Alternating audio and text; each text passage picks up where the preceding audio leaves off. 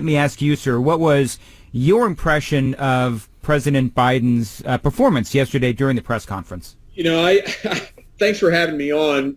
First off, and always love being on with you guys. Yeah, look, we waited 65 days or so to hear nothing, to hear crickets about what is one of the greatest tragedies of a very long time. What's happening at our southern border is a human rights tragedy. 30+% of the women who make the trek from the Central American countries through Mexico to our southern border are sexually assaulted. And what this president has done has taken away all the barriers from the trade or the negotiated agreements with Mexico and Guatemala that kept asylum seekers in those countries to the House passing an amnesty bill. That has created this massive influx of people, and it's harming American workers. And it is devastating to these children and women. And you think of Guatemala losing a generation of people. Their labor force has been decimated by our policies, our president's policies, and this crisis gets, it's no big deal to Joe Biden, I guess. That's what I got from that news conference. Well, it's interesting, too, because there's so many different subtexts to this conversation, because the president keeps saying that it was Donald Trump that dismantled the immigration infrastructure in, El Salvador, Guatemala, Honduras, and so on.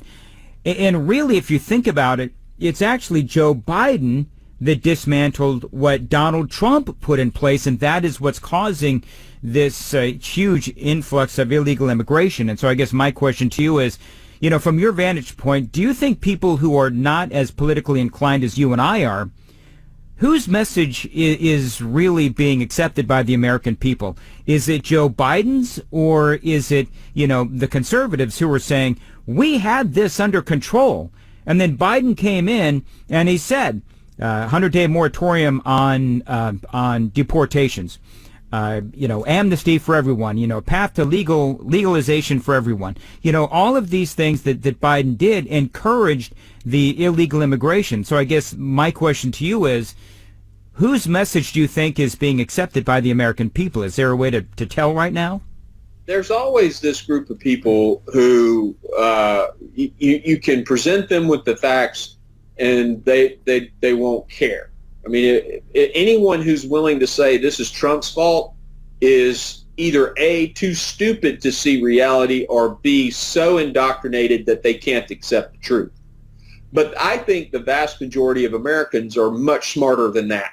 They look at what's happening and they go, holy cow, this is all being caused by Biden's policy. His executive orders doing away with the migrants agreement with Mexico to hold asylum seekers in Mexico, and then the agreement with Guatemala to be able to hold those people from El Salvador and Honduras that come into Guatemala and come on to the United States. It is blatantly obvious to most people.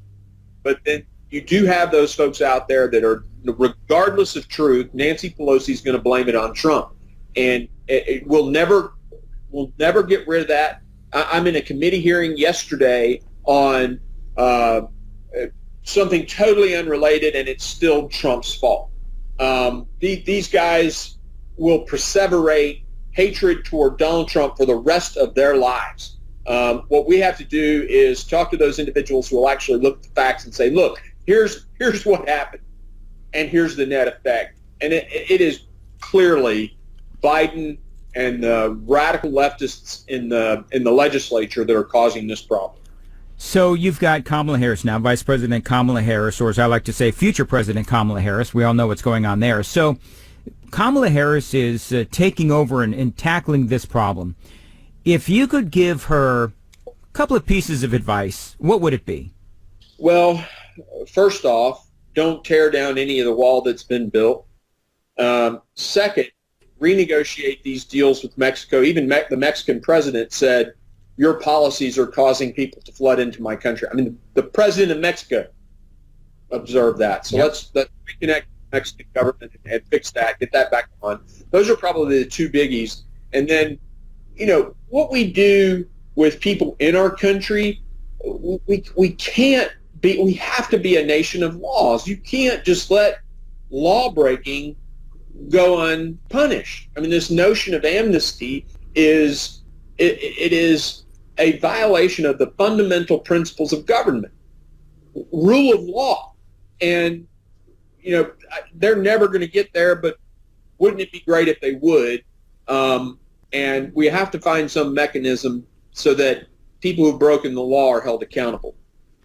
One of the things that you wrote recently, sir, is, and I don't remember all the specifics of the article, but one of the things you said was that there is a over-reliance in Latin America on China.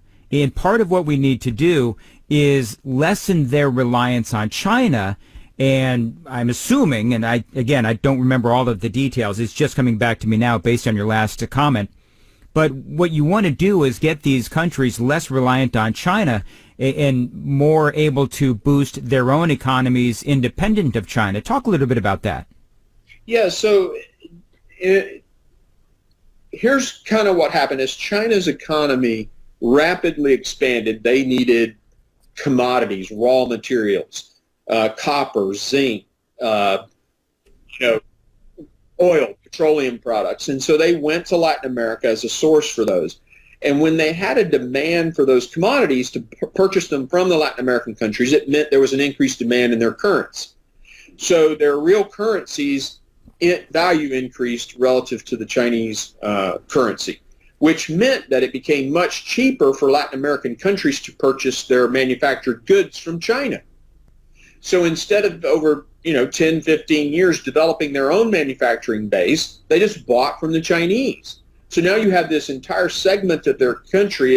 It's basically called, the term the economists use is deindustrialization of Latin America. That happened in the United States, but we had a service economy that could absorb those unemployed folks into the service economy. Now, I would much prefer to take companies in manufacturing in China and bring them to the United States, but some of those business models, the cost of labor in the U.S. doesn't support that. So, I have a bill that actually helps companies come back to the United States. But for those companies that can't afford to come to the United States, I want to decouple us from China and our dependence on Chinese manufacturing. I want to help the Latin American economy, and I want to relieve pressure on our southern border. And if we take money that we're already donating, I don't want to do any more money, but that we're already putting into the development process in Latin America and designate some of that to bring manufacturing from China to Latin America, I think that's a win-win-win. When you think of migration, there is the push factor out of the country, and then there's the pull factor in the U.S. Well, Biden and Pelosi and Schumer have lowered all the barriers, so the pull factor has just gone exponential. And the push factor, because of this decrease in jobs and opportunity in Latin America, is really they're pushing them out. So if we fix both, reinstating the barriers at our border, and we help those companies leave China that won't necessarily come to the U.S. go to Latin America, then bam, we just did a win-win-win. We fixed our southern border, we decoupled from China, and we helped our brothers and sisters in Latin America.